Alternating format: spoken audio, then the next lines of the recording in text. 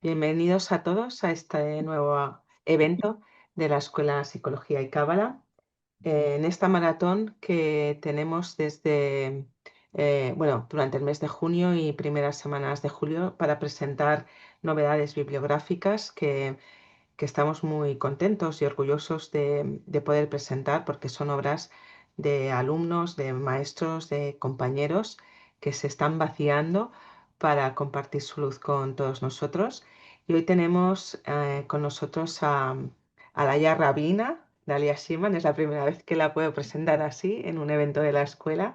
Ella también es maestra, tiene 2 cursos ya que ha impartido en la escuela y están disponibles en diferido. Y uno justamente trata sobre el tema al que ha dedicado este libro, el Teón, del que nos va a hablar durante esta hora también el profesor Sabán, que va a presentar a Dalia y nos hará también su presentación, su sinopsis del libro. Bienvenidos a ambos y cuando queráis.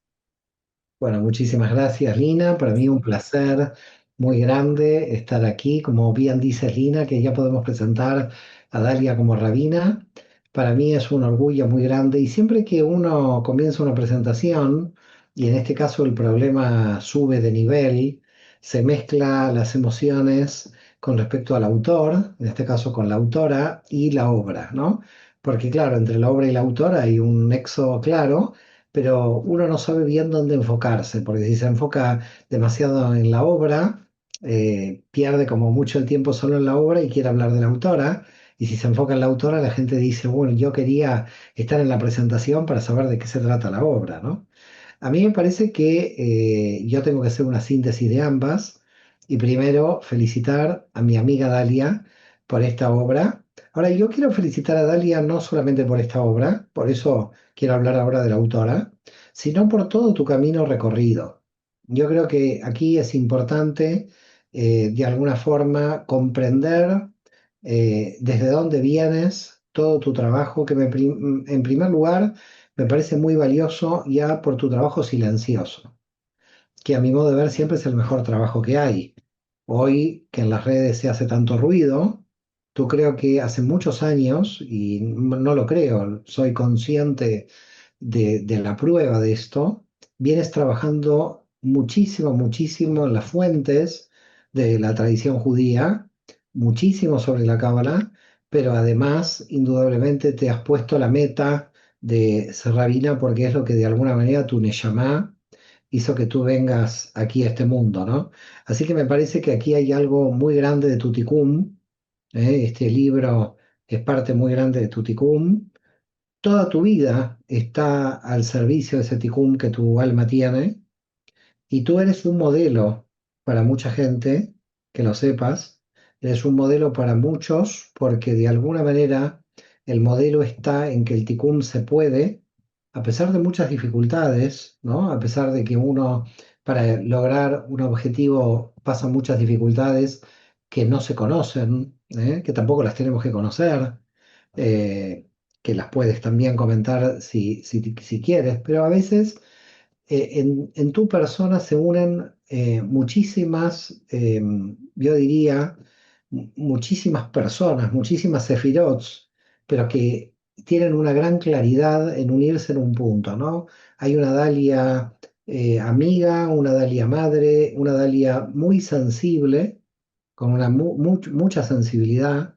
Eso hay que corregirlo, hay que tener cuidado con tanta sensibilidad, hay que tener una vina que te proteja. Yo sé que igual tu familia te protege, pero con un alma tan sensible que a veces no entiende cómo funciona el mal en el mundo y por qué hay estos desequilibrios, lo bueno es de alguna manera bueno, uno lamentablemente tiene que aprender, ¿no? De ese camino que tú has hecho y además de tu sensibilidad, tienes al mismo tiempo mucha valentía, ¿ok?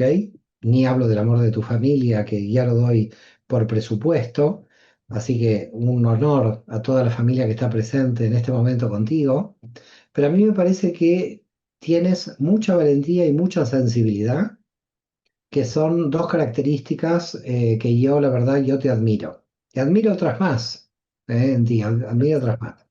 Y luego de la valentía y la sensibilidad, tienes una gran honestidad con los demás y contigo, y tienes un compromiso no solamente con el alma, sino también con el intelecto, con la rigurosidad intelectual. Y me parece que tú eres una combinación muy potente de emoción, rigurosidad intelectual, amor al prójimo y esa comprensión de valores que tú tienes. No voy a seguir porque te estoy emocionando mucho y tengo temor a que te sigas emocionando más. Yo por mí seguiría, pero la verdad que yo te felicito, no por lo que puedas mostrar al exterior, que nos muestras todo tu amor, sino realmente por el camino, por el ticún de tu alma, que creo que en tu caso queda patente, es de una claridad absoluta, digamos, qué es lo que quiere tu alma en este mundo y todo lo que te has propuesto para alcanzarlo, y vas a en algún momento dirigir seguramente alguna comunidad, a pesar de que estás en México con los problemas que hay en la comunidad judía de México. Y a pesar de todo esto, el mundo cambia, vienen nuevas generaciones. Y siempre sabemos algo que es muy importante. Con Moisés, una generación muere en el desierto y vienen nuevas generaciones. Así que yo creo, como casi todos los que estamos aquí en la Cábala, tú eras además una adelantada para tu época. Por ese motivo, te vas a tener que comer muchos de los problemas de los adelantados para su época. Espero que estés preparado para esto. Así que no quiero seguir más ya con la autora, que podría, como ya saben, decir mucho más. Quiero entrar en el misterio del Teón, pero no quiero tampoco monopolizar esta presentación, porque a mí me gusta que las presentaciones realmente las haga el autor. Por lo tanto, Dalia, bienvenida a este encuentro, a esta presentación, con todo nuestro cariño, y saber por qué has elegido el Teón, el abismo, y tratar de explicarnos por qué esta obra y cómo podemos salir del abismo en que mucha gente se encuentra. Así que agradecido y felicidades por la obra, y me gustaría saber cómo empieza tu camino para transitar este tema. Gracias, Mario. Eh, Estoy tratando de volverme a colocar en el centro y bueno, sí, poner la atención donde tiene que estar, que es en este libro, contar un poquito de cómo fue el proceso, que la verdad que empieza en una clase, estaba impartiendo una clase, estábamos hablando del árbol de la vida y entré en el tema del teón, como parte de este proceso por el que tiene que pasar el alma en el trabajo de elevación de conciencia.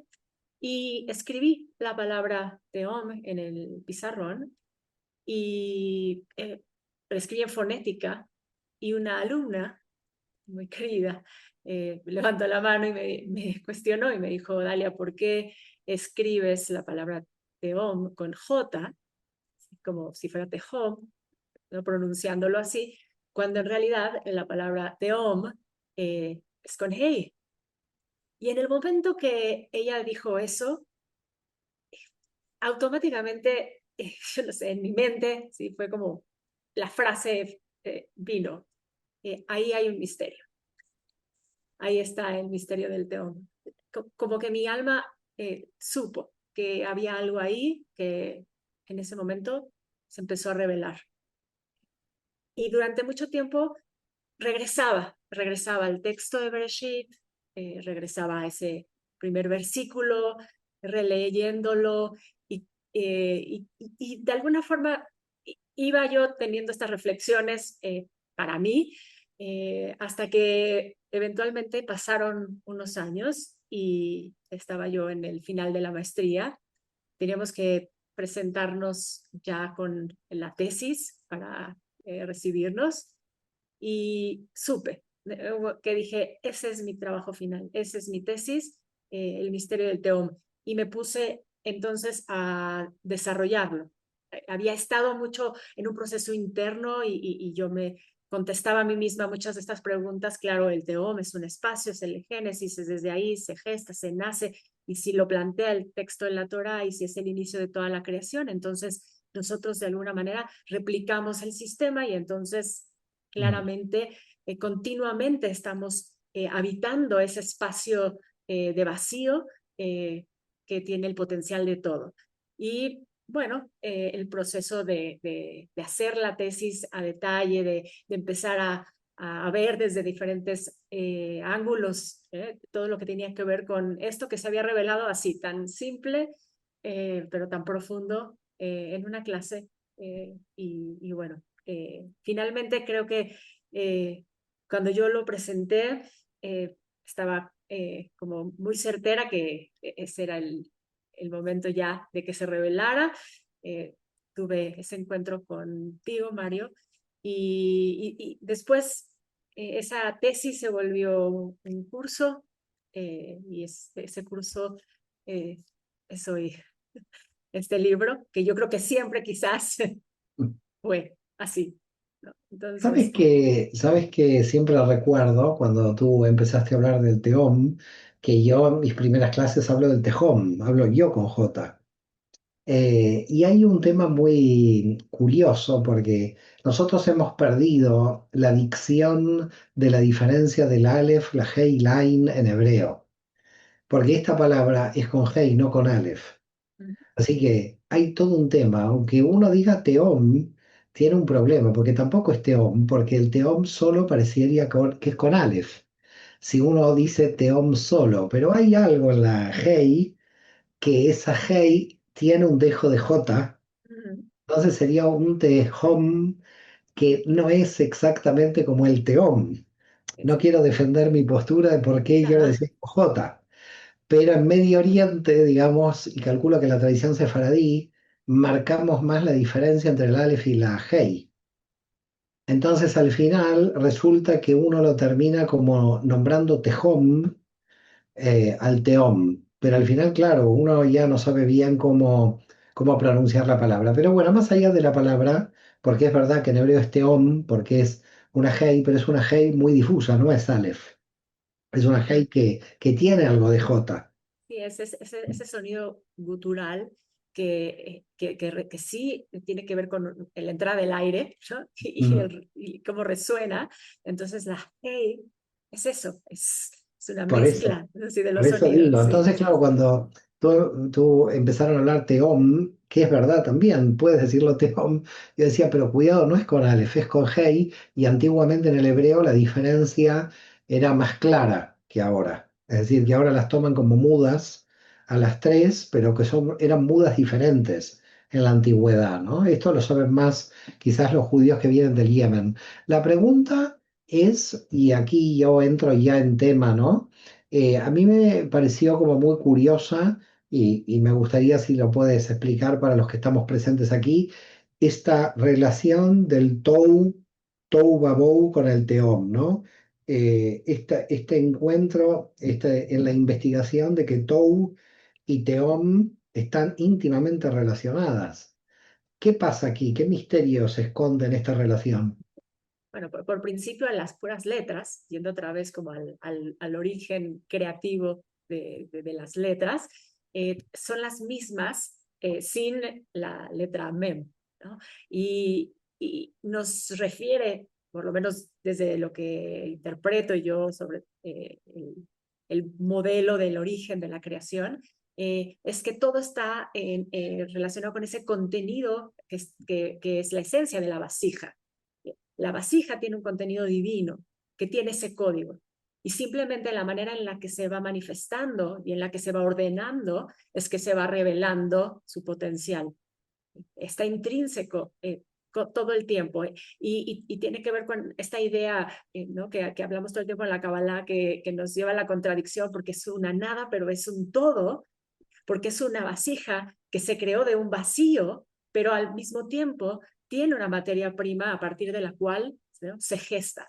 Y ese es el Tohu Bohu, que es todavía como esa energía primigenia que está por ordenarse y en el momento que se ordena, entonces empieza a revelarse en Bueno, los... Luria dice claramente que el Tou es el periodo anterior al Tikkun y que el Bou es el periodo posterior al Tikkun. Quiere decir que podríamos decir, en cierto modo, que el abismo es como una herencia de lo cosmogónico inicial, de la época del Tou, cuando el universo no estaba rectificado, ¿no? Es Exacto. decir, tenemos como una herencia de la no rectificación.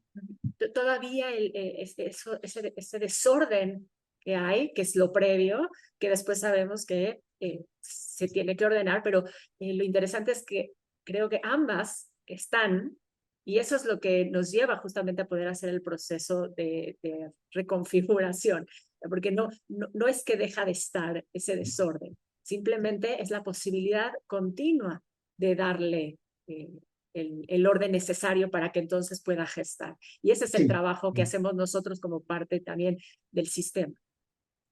Totalmente, totalmente, porque fíjate, ¿no? En el punto 1.3 tú explicas de la obra el Tohu Babou, lo vamos a mostrar aquí a la gente. En este punto del libro tú comienzas con Tohu Babou y luego entras a la paradoja de la luz y la oscuridad, que claro, se relaciona con el otro punto que viene, que es el límite del Teom. En definitiva, vas como mostrando al principio todo el tema cosmogónico, ¿no? Es decir, planteas inicialmente todo el tema cosmogónico hasta que lentamente vas bajando hacia Briá, pero en realidad todo lo tuyo, o los capítulos por lo menos como yo los veo dentro de la obra, marcan una secuencia. Es decir, tú has tomado el Teom en la secuencia de todo el sistema de la creación, ¿no? Según lo que yo veo, porque hay una línea argumental. Es desde el inicio de la creación y el Teom, cómo se va, cómo va llegando de alguna forma hasta nosotros. Hablas de la gematría de la letra Hei también, es decir, que tomas temas de gematría, tomas las 50 puertas de la Binah. ¿Cómo te sentiste mientras estabas escribiendo el libro? Digamos, ¿cuál era tu objetivo último? Además, por supuesto, de explicarnos el tema. ¿Hacia dónde querías dirigirte? Para mí, que justamente creo que tiene que ver con esa Hey, porque la Hey lo que revela es la energía divina dentro del sistema, oculta dentro del sistema, con la posibilidad de revelarse continuamente. Y para poder llegar a eso, bueno, había que ampliar la visión y empezar a hablar desde lo cosmogónico de la creación, y ahí, por eso, todo el tiempo regresando al origen, a la Torá y a Bereshit y ese primer versículo. Y desde ahí, bueno, simplemente como ir mostrando, ¿no? Como ese lente desde afuera se va haciendo en zoom, ¿no? Para encontrarse una vez más en el punto de origen, que es la Hei y que es la Yud, ¿no? Que está oculta, ¿no? Dentro, y que tiene que ver con lo que nosotros también estamos construidos de esa manera para poder desde ahí revelar, lo cual quiere decir que tenemos un aspecto divino en nosotros por esencia, y que si lo conectamos, si lo hacemos consciente, entonces el potencial es infinito, así como la creación, así como ese origen que se sigue recreando continuamente, y esa es nuestra posibilidad.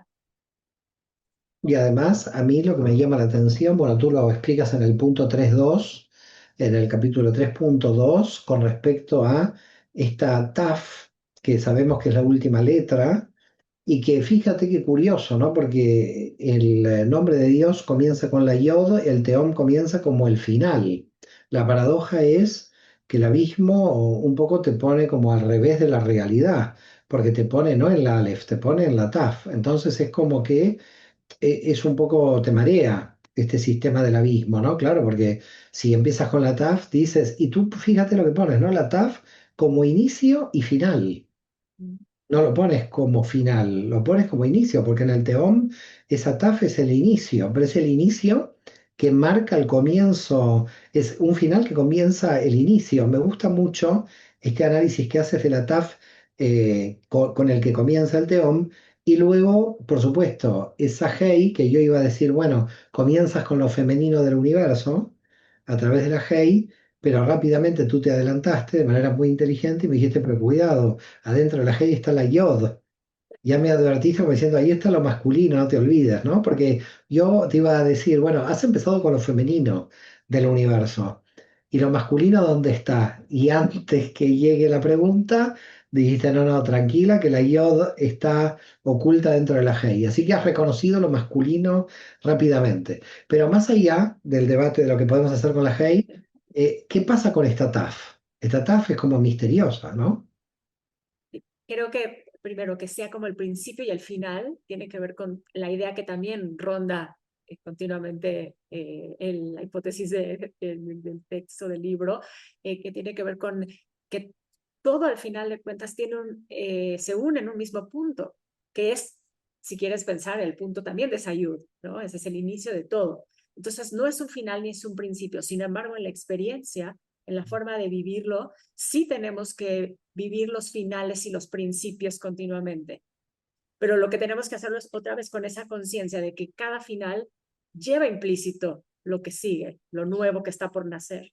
La circularidad del sistema, ¿sí?, está planteado incluso en el modelo de la vasija. ¿Sí? Es una vasija de alguna manera circular, o sea, dentro de la forma en la que la alcanzamos a percibir, que nos lleva a entender que ese es el nivel de conciencia al que tenemos que acceder. Y entonces tenemos que estar continuamente muriendo. Por eso también la idea de desarrollar el concepto de la TAV, que es una muerte en un nivel de conciencia para nacer en lo nuevo que el alma requiere. Entonces tenemos que hacer ese proceso y por eso está ahí la TAV. La TAV eventualmente revela la Aleph. Dicen que Claro, la TAF en realidad contiene a todas, ¿no? claro. Y simplemente se van como revelando hasta que se puede revelar la luz, ¿no?, más potente, ¿no?, del sistema, pero es simplemente una forma de entender que todo se renueva y por eso el Teom yo creo que tendría que empezar por ahí, porque tienes que vaciar todo lo que conoces, romper todas las estructuras para poder dar la posibilidad a que se geste. Sí, también la paradoja de lo femenino, ¿no? Volviendo a la Hei, que es la que va a dar vida, pero va a dar vida con un límite, va a dar vida a una vida que finalmente termina en la muerte. Es decir, que tiene que haber un límite, ¿no? En la vida que da. Entonces es dadora, pero al mismo tiempo es algo que está poniendo un límite. Me trae este mundo sabiendo de que de este mundo yo me tengo que ir. Y fíjate, me resulta curioso, porque lo femenino está mucho en esta obra, pero de manera muy equilibrada. En la página 75 de tu obra, en el 4.4, ya lo planteas directamente, el tikkun desde lo femenino, y empiezas con una frase de Schneider, de la cabalista de Jerusalén, que dice, ni el más mínimo trocito del universo puede lograr la perfección hasta que la luna se reponga de sus pérdidas y recupere su luz. Es decir, esto ya entramos en la era mesiánica, ¿no? En el tikkun, cuando la luna tenga el mismo poder que el sol, que en términos simbólicos es cuando lo femenino se reponga, ¿no? Fíjate qué profético, ¿no? Esto que pones aquí, siendo la primera rabina de México, con todas las dificultades de lo femenino ahí, ¿no? Es decir, parece que en algunas sociedades la luna sigue muy, muy pequeña, no está muy grande la luna esta, ¿eh? Bueno, yo creo que tiene que ver con lo que dijiste a lo mejor al principio, cuando me presentaste tan amorosamente, y que lo agradezco. Es parte de ese proceso de tikkun, de corrección, y sí creo que si quieres el cambio, ¿no?, para que se dé, ¿no?, hay que estar activo en él, eh, y es lo que toca, ¿no? Toca tratar de construir hacia ese nivel de conciencia que está disminuido, como parte, ¿no?, de un pensamiento lineal con el que nos hemos educado, y no como una lucha, jamás como una lucha, siempre como nos plantea la mística desde el origen, como una integración de las fuerzas, porque el sistema funciona así en equilibrio, cuando estas dos fuerzas trabajan en equipo. Entonces, bueno, hay que restaurar lo que está Sí, sí, totalmente, ¿no? oculto, hay La que restaurar lo que está interinclusión, roto. la Sí, interinclusión de que lo masculino también considere su parte femenina en el sí, interior, ¿no? claro, Creo que el rescate de lo femenino tiene que ser en en todos ambos, nosotros, ¿no? En todos sí, en los dos géneros o en los miles de géneros que hay hoy. Yo ya no me quiero meter con el tema de géneros, pero digamos a lo que voy es que rescatemos todos lo femenino que tenemos dentro. Creo que ahí está el tema, ¿no? Es decir, la luna disminuida no es el género femenino. La luna disminuida es lo femenino en mí, Ujú. en mi alma que está disminuida. Sí, exacto. Que Y bueno, este es el hay, problema. sí, hay toda esta explicación, este midrash de la luna disminuida que es muy interesante, ¿no? Porque hay una continua rebeldía de parte de la luna como arquetipo en el midrash. Y sin embargo, el planteamiento del creador en esta, ¿no? en esta disertación en el midrash es que hay un equilibrio en el universo y que lo que tenemos que hacer es eso, entender cuál es ese punto de equilibrio al que tenemos que llegar. Y Así que es, lo así tenemos que es. hacer todos juntos. No, Sí, no sí, es un así trabajo es. solamente de las mujeres, en este caso, si lo traemos, ¿no? al género. Es un trabajo de lo que bien dijiste, de recuperar, reconectar con esa parte de lo femenino que tiene que ver con lo intuitivo, que tiene que ver con lo profundo, que tiene que ver con lo naturalmente gestador, ¿no? Ese potencial Mm. gestador dentro de nosotros mismos. Sí, muy bien, la verdad que... Y finalmente, a mí me gustaría, antes de que la gente pueda comenzar con las preguntas, tú llegas a lo subjetivo, en el punto 5.1 comienzas toda la parte 5 en la página 81, donde ya entras en el vacío existencial. Y claro, aquí ya palabras mayores, ¿no? Porque el vacío existencial es un tema de que mucha gente hoy le preocupa mucho, el vacío existencial, la vida no tiene sentido, ¿qué voy a hacer con mi vida? Esto se replica en los jóvenes de manera mucho más agresiva, donde los jóvenes están cada vez, muchos, ¿no? Muchos sí, no quiero generalizar, porque generalizar es bastante satánico, en el sentido de que algunos de los jóvenes se sienten perdidos porque sienten el vacío existencial sin todavía tener una identidad estructurada, por lo tanto, no son un vacío existencial que se siente cuando uno es adulto y entonces tiene una identidad que te puede ayudar a pasar el vacío existencial. Con respecto al tema del vacío existencial, ¿lo has visto en tus cursos, más allá de lo escrito en el libro? Porque el libro termina, ¿no? Vacío existencial y el DAT ¿Sí? como el postre final del libro, como el cierre del libro. Sí, sí. Necesitamos desarrollarnos en conciencia, necesitamos hacer ese trabajo de refinamiento del alma, tenemos que hacer todo ese trabajo de autoconocimiento, que es lo que finalmente, eventualmente, te puede llevar a lograr reconfigurar tu propio vacío, que en realidad no es un vacío, sino es un potencial de todo, que es ahí donde, digamos, está la clave de lo que el libro plantea, ¿no? El vacío regresando al Bereshit y entendiendo esa cosmogonía, o ese abismo que se planteaba como un vacío, no es un vacío en absoluto. Y no es un vacío de nada. Claramente, cuando alguien está pasando por una sensación, por una experiencia de vacío existencial, eso es lo que siente, que la nada es nada. Pero si logra moverse en el círculo, si moverse dentro de sí misma la persona, entonces va a poder reconfigurar esa sensación de vacío en lo que realmente es. Y creo que ahí es donde, bueno, viene el trabajo, que no es un trabajo tampoco sencillo, es un trabajo de lo que yo entiendo también como parte de todos estos años de estudio, es toda la vida.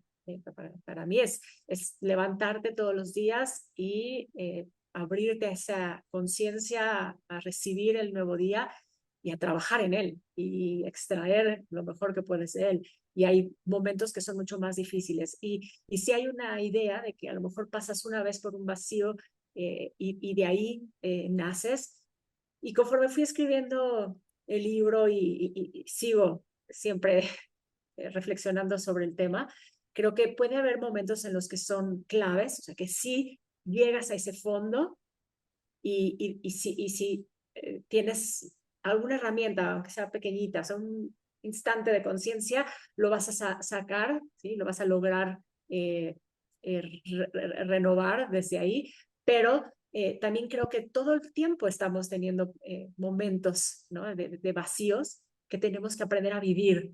Y eso es lo que eventualmente nos lleva a crecer en conciencia.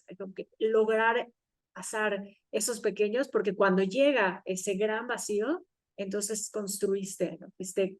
Generando esas herramientas que necesitas para sostenerte en ese momento, que tiene que ver con la conciencia, que tiene que ver con Dat, y también tiene que ver con la propia Hei, que representa la conciencia divina, que no pierdas la fe, que la fe como también lo que está sosteniendo todo en el sistema, o sea, Dios, que es como Mira, acá hay una termina. frase que me gusta mucho en la página 82 que has puesto. La pregunta de qué quieres llenar ese vacío quizás debe reconfigurarse en cómo eliges habitar el vacío, porque habitamos el teón, ahí es donde existimos. Para hacerlo es necesario verlo y revisar qué hay en él, porque cuando se llena de prejuicios, de condicionamientos, de dudas, de miedos, de límites y estructuras que no permiten el movimiento, es difícil hacer el espacio para el cambio. Me encanta esta frase y bueno, hay frases muy interesantes en este sentido, ¿no?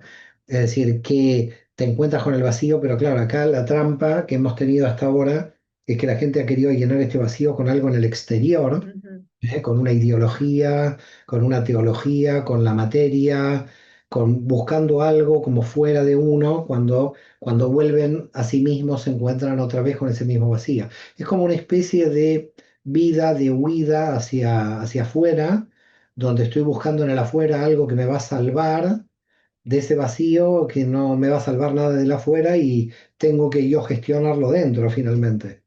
Tiene que ver otra vez con lo femenino. ¿Sí? Si pensamos en este femenino esencial dentro del sistema, que es el que está disminuido, bueno, ahí es a donde hay que ir. El tema es que para ir ahí es necesario entrar en la oscuridad. Mm. No hay otra forma. El tema es entrar con la conciencia de que aún a pesar de que Bereshit bara Elohim et hashamayim v'et haaretz, que haaretz hayta tohu vabohu, que estaba ese caos y estaba la oscuridad de Choshech al mei tehom, y estaba la oscuridad ahí, después Dios dijo que haya luz y hubo luz. Entonces, si no olvidas en ningún momento que ese es el proceso natural para que nazca toda esta existencia, entonces puedes reconfigurar ese vacío que está dentro de ti mismo, porque Así está es. lleno de ti y de todo lo que es posible. Así es, siempre recordar algo, ¿no? Yo lo repito en algunas clases que cuando se entra en las tinieblas, cuando se entra en esa oscuridad de la que tú hablas, desde el punto de vista de la Kabbalah, eso lo llamamos luz oscura, no oscuridad. Por lo tanto, es una oscuridad que da luz, es como Buccina di Cardinuta, como la lámpara de oscuridad. El universo se creó por la oscuridad, pero para dar luz. Entonces, uno entra en esa oscuridad, pero tiene que entender el objetivo por el cual está en esa oscuridad. Para mí es un placer, yo me quedaría aquí hablando todo el día, pero quiero dar espacio a todos aquellos presentes que están aquí con nosotros. No sé si el equipo, la señora Lina andan por ahí, que quieran hacerle preguntas a la autora. Sí, claro que sí, ya tenemos unas cuantas anotadas. Mira, Ana pregunta, ¿qué es el Teom desde tu Neshama? No desde una definición académica, sino desde tu alma, desde lo que te movió a escribir este libro. El teón para mí es justamente el potencial del vacío, y no lo digo como algo académico, lo digo como lo real, o sea, quiere decir, dentro de nosotros existe todo el tiempo una oportunidad creativa, somos seres de creación, pero hay un momento de conexión con nuestras partes más profundas, y ahí es donde, ¿no?, se habita ese espacio, y ese espacio es para mí el teón como tal, ¿no? Ese espacio de profundidad, de posibilidad y de creación que está dentro de cada uno de nosotros. Basado, sí, obviamente, en lo que nos dice el Génesis, basado en ese principio cosmogónico. De También esa recordar, relación. también recordar algo, Dalia, ¿no? Que cuando nosotros hablamos de universo de la creación, hablamos del vacío del universo. Es decir, que no hay creación si algo primero no se vació, el Ein Sof se autoexilia de sí mismo, se vacía para crear vacío, con lo cual el vacío es el fundamento para comenzar a hablar de creación, porque no hay creación si primero no hay un espacio de vaciamiento, ¿no? Es un espacio relativo porque al final tiene un potencial creativo que es parte de su esencia.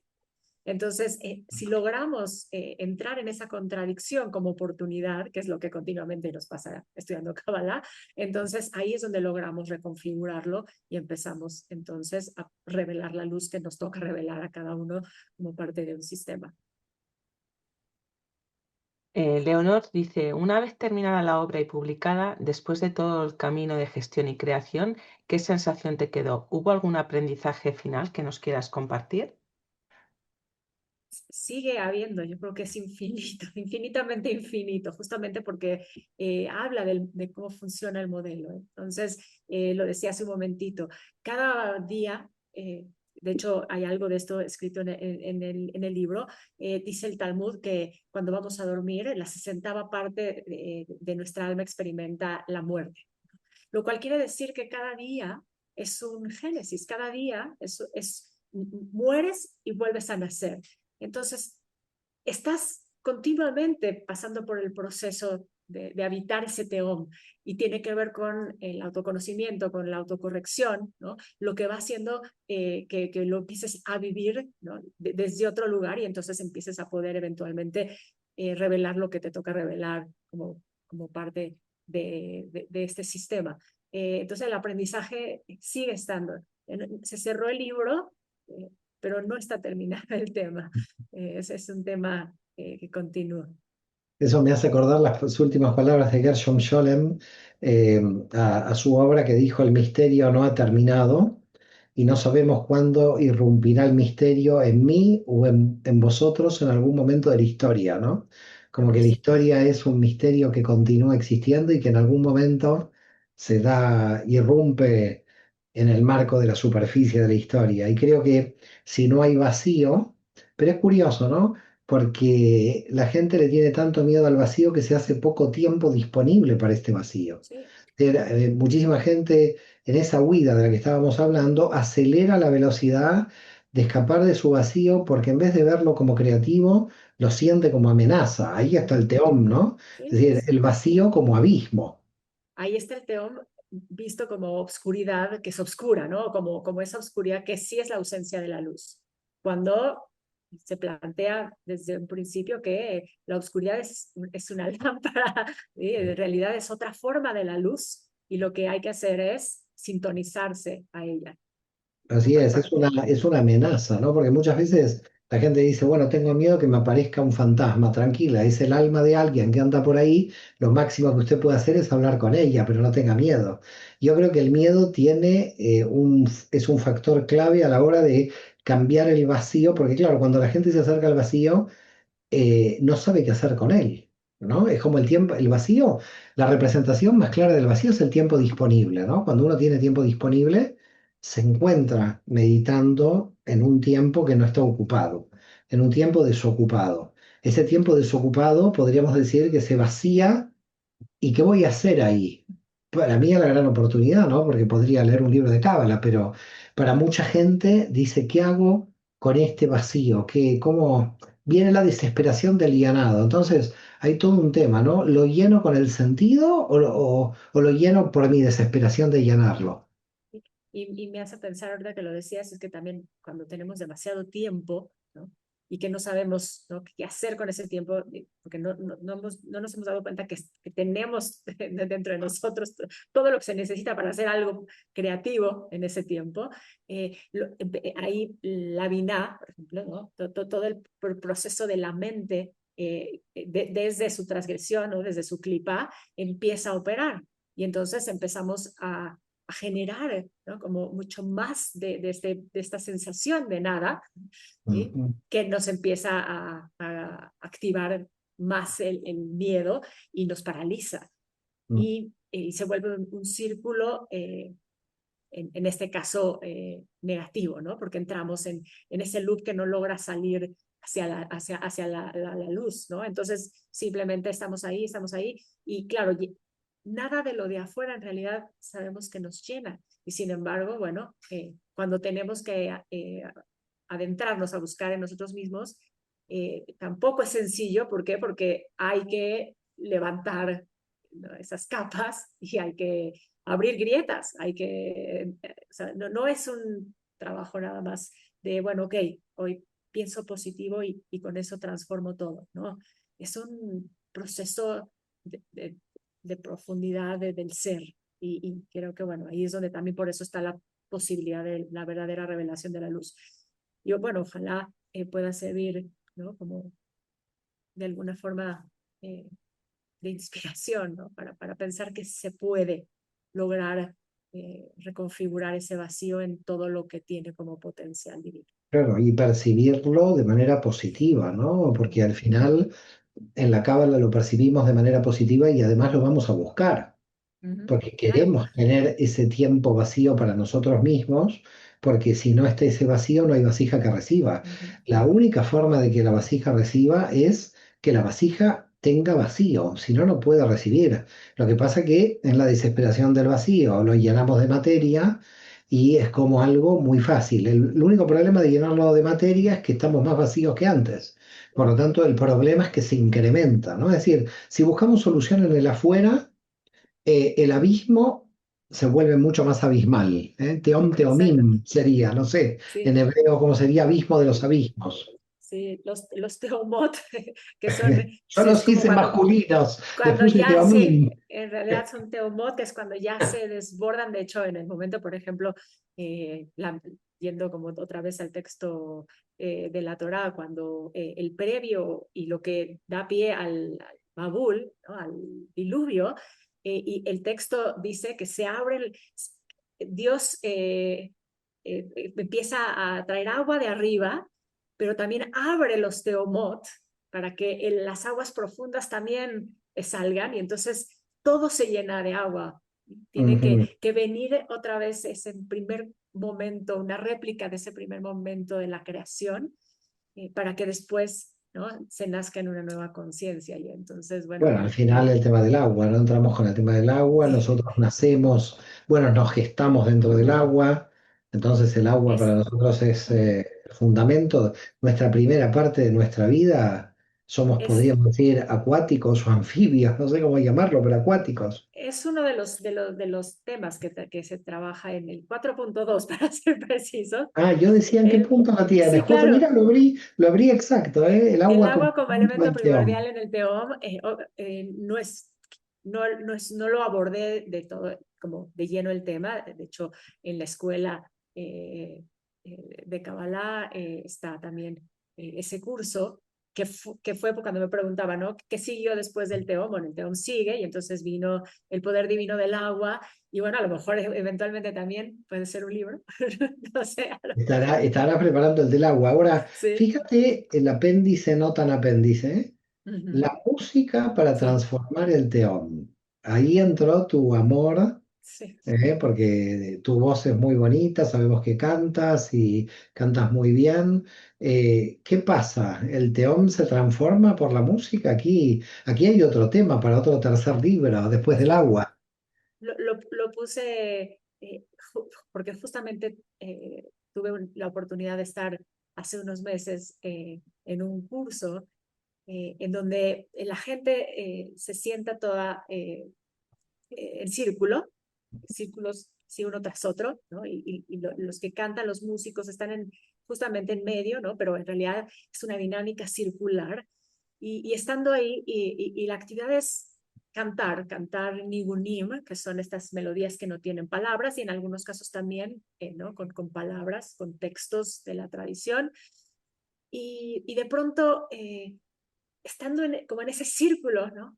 Eh, lo conecté también con esa posibilidad, ¿no? Y como tenemos herramientas, cada quien una. Aquí yo lo planteo como algo que me sucedió a mí, ¿no? Y que creo que está al alcance de todos. La música es una frecuencia de vibración y cuando tú cambias tu vibración, ¿no?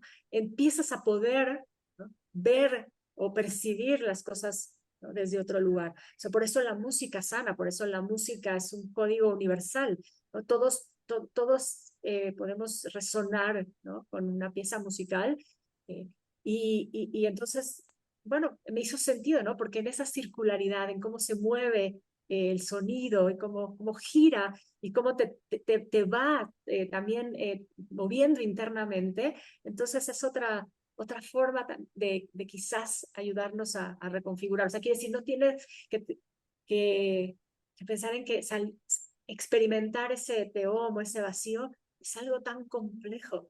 Es mucho más simple, ¿no? Porque lo simple es divino. Entonces, a veces solo necesitamos, ¿no?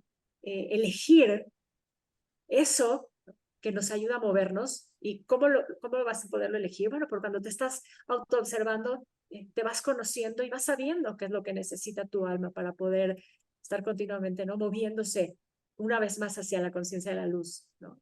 Entonces lo tenemos. Y bueno, creo que alguna vez me acuerdo haberte escuchado decir, quizás en una clase, que para ti meditar era escuchar música, ¿no? Sí, sí, sí, a mí me queda Por clarísimo. ejemplo.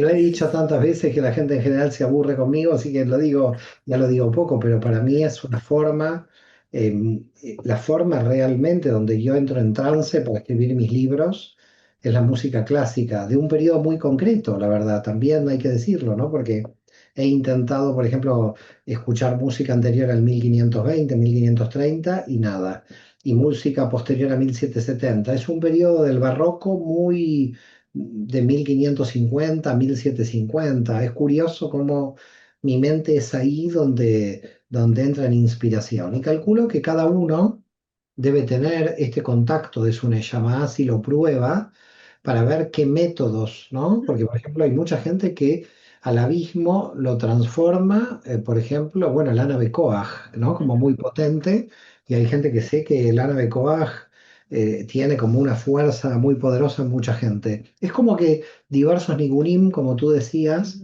alteran de alguna forma, de modo beneficioso, la posibilidad de transformar ese abismo en algo sublime, ¿no? En algo que te eleva. Es como un abismo que en vez de hundirte hacia justamente un vacío que te hunde al abismo, te saca del abismo como hacia afuera, ¿no? Como estabas diciendo, las aguas de los Teomot que van hacia arriba. Sí, sí. Digo un poco como es arriba, es abajo, ¿no? Si logras como entrar libre, ¿no? Con la certeza de que ahí, y eso a veces un momento de música te puede llevar ahí, y te entregas a ese momento, entonces lo que sucede es que desde ahí, bueno, Totalmente, se eleva absolutamente. No sé si el el- equipo, la señora Lina, hay más preguntas. Y tenemos más ahí. Están dejando bastantes además. Dice, pregunta Sara si escribir este libro te ayudó a conocerte mejor y a afirmar tu camino de Tikkun. Y Miren pregunta, ¿qué cambió en tu día a día tras la elaboración de este libro? yo creo que es como un ida y vuelta, o sea, es como conocerme, ¿no? Es parte de estar continuamente entrando a mi propio vacío. Y creo que es quizás algo natural que hoy puedo decir que lo he tenido siempre. La diferencia quizás en algún momento fue tener una guía, ¿no? Y a mí en lo particular me llegó a través de la Kabbalah, del estudio de la Kabbalah, de mis maestros, de mis maestros de luz. eh, entonces sí creo que es simplemente más, es como un asumirme en lo que soy, desde ese lugar en donde todo el tiempo estoy en una búsqueda constante. Y en el momento que me di cuenta que eso era eh, parte de mí, entonces ese continuo es habitar el Teom, es un buen lugar para estar. Entonces, con respecto al día a día, es eso, es darme esa posibilidad de estar ahí y de vivirlo con esa conciencia, sabiendo que aún en los momentos cuando más puedo sentir que me oprime la oscuridad, eh, tener la certeza que se va a revelar en algún momento la luz cuando sea el tiempo, cuando esté listo el contexto para que así sea. Bernardo pregunta, ¿el libro, tu obra, nos ayudará a salir de ese abismo? El libro es una forma de compartir algo que tiene que ver con mi propio proceso personal, y si a través de eso se encuentra una resonancia y alguien ¿no? le sirve como para poder encontrar la manera de reconfigurar sus propios vacíos, pues que así sea. Pero sobre todo es eso, es poder compartir algo en lo que creo y porque bueno, si no lo ponemos afuera, incluso Lina lo dijo al principio muy lindo, que todos estos libros son la posibilidad de que cada uno de nosotros que lo estamos presentando nos vaciamos en algún momento para poder dar algo y también eventualmente pues ojalá, ¿no? También seguir recibiendo.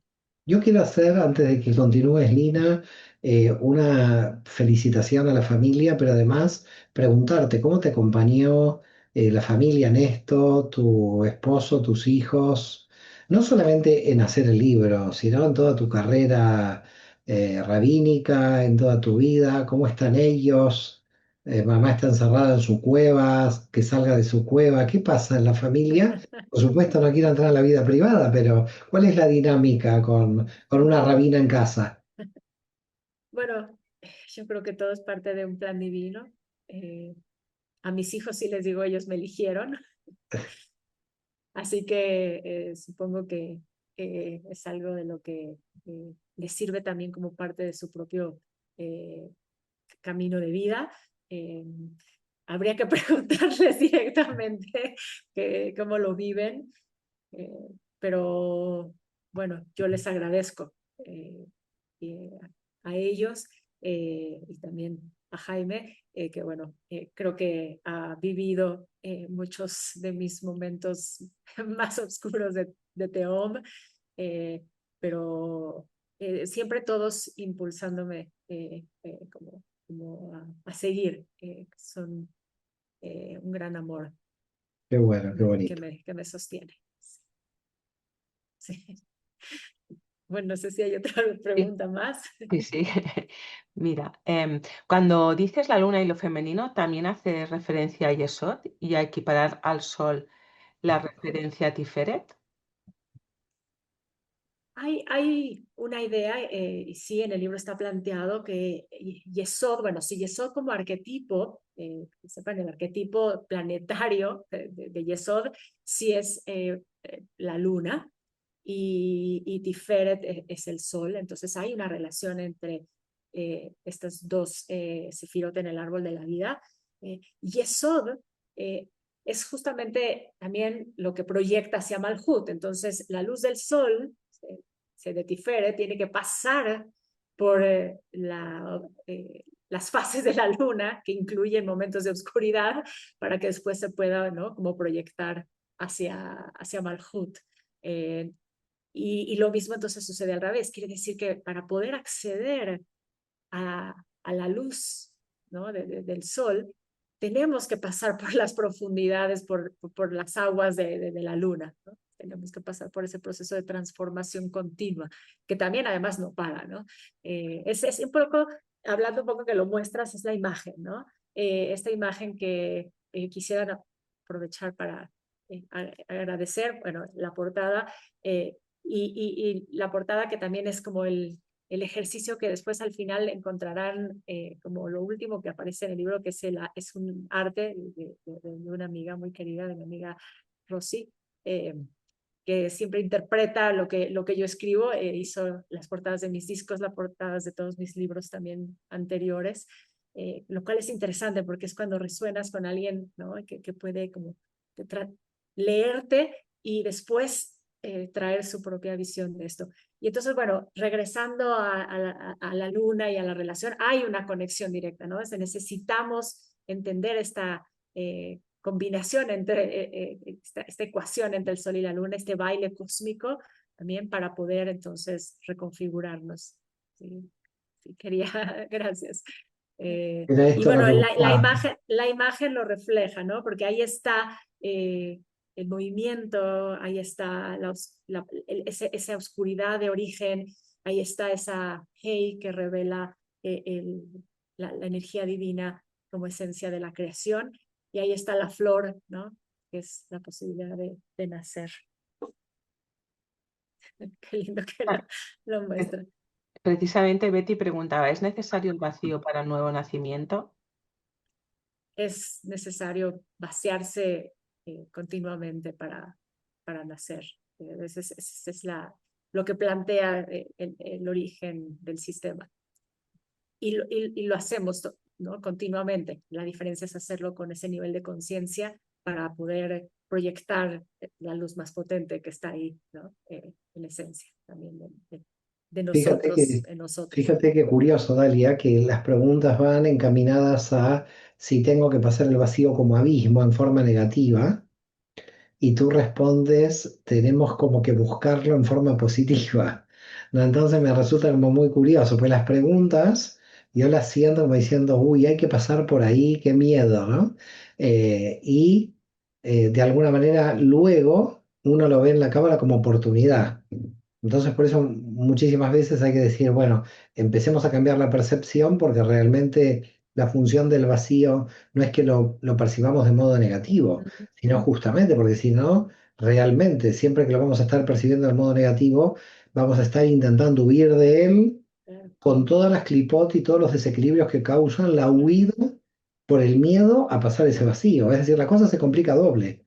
No solamente tienes miedo a entrar en el vacío, sino que en la huida del vacío huye buscando cualquier cosa con tal de no entrar ahí. Por lo tanto, la gente hay que sacarle un poco la angustia de que no es tan dramático, que al final se llega a la luz, se llega al otro lado. Y no sé si esto lo que voy a decir, no lo quiero decir tampoco para que se caiga la energía, sino como conforme fui avanzando en el proceso de reflexión interna con respecto al Teom, un día recuerdo amanecí, de hecho esto fue cuando hicimos el viaje a Israel juntos, y estaba Ujú. yo por presentar también el misterio del Teom en un espacio que Mario me diste la oportunidad de compartir, y amanecí, recuerdo perfectamente, estábamos en Tzfat, y dije, es que habitamos el Teom. No, quizás ahí también está una oportunidad de reconfigurar, ¿sí? O sea, pasarlo es habitarlo con otro nivel de conciencia. No es que vamos a pasar y dejó de estar, es que somos ese vacío de potencial divino En todo el definitiva, tiempo. en definitiva, lo que hay que decir es, usted entra en el vacío, lamento informarle que no sale más del vacío, solamente que va a cambiar su percepción del abismo a Keter. Es decir, lo que va a cambiar es la percepción, porque al vacío va a tener que entrar porque es lo que somos. Entonces no podemos escapar de lo que somos. Lo Somos que pasa es vasijas. que por eso digo, pero tampoco vamos a salir del vacío. Salir del vacío es cambiar la percepción de abismo a Keter. Esto es salir del vacío. Pero salir del vacío no se sale nunca porque somos vacío. Exacto. Como que quiero que eso quede ahí, digo, eso es parte de lo que el libro trata de plantear continuamente, ¿no? Y tiene que ver con nosotros. Y bueno, sí, siempre he sido idealista. Yo soy una persona que trata continuamente de darle esa vuelta a las circunstancias. A veces es mucho más difícil. Hay circunstancias en la vida y siempre lo digo, hay gente que tiene que pasar por momentos en donde es muy difícil que puedan imaginar que ahí hay una oportunidad de luz en algún momento. Y sin embargo, bueno, no hay que perder la fe, hay que siempre tratar de seguir en esa búsqueda y encontrarnos cada quien con nuestro misterio, nuestro propio misterio en nuestro propio teón. Qué bonito, Dalia. La verdad que para nosotros un placer enorme haberte tenido en la escuela, un orgullo muy grande, un saludo muy grande a tu esposo, a tus hijos, a tu madre, a tu padre, a Lili, que está siempre, siempre ahí, en la trinchera del conocimiento. Para nosotros un enorme honor. Felicidades por todo lo que has alcanzado y sobre todo no tanto por lo alcanzado en lo exterior, sino por tu profundo crecimiento espiritual que realmente que nos enorgullece, que nos ilumina a todos, y muchos de los alumnos que tú tienes en presencial en México te quieren, te protegen, te bendicen, y yo lo sé porque los veo, me hablan. Así que la verdad, Dalia, muchísimas felicidades por esta obra. Señoras y señores, no se pierdan el misterio del Teón. Agradecido a Dalia porque hayas elegido la escuela para la presentación, y deseamos a todos un Shabbat Shalom, que tengamos paz, que lo que más Gracias. necesitados estamos hoy. Dalia, un placer enorme. Gracias por estar aquí. Gracias a ti siempre, Mario. Un Mucho abrazo cariño. enorme. Un Gracias, abrazo. gracias por todo. Shabbat Shalom. Shabbat shalom.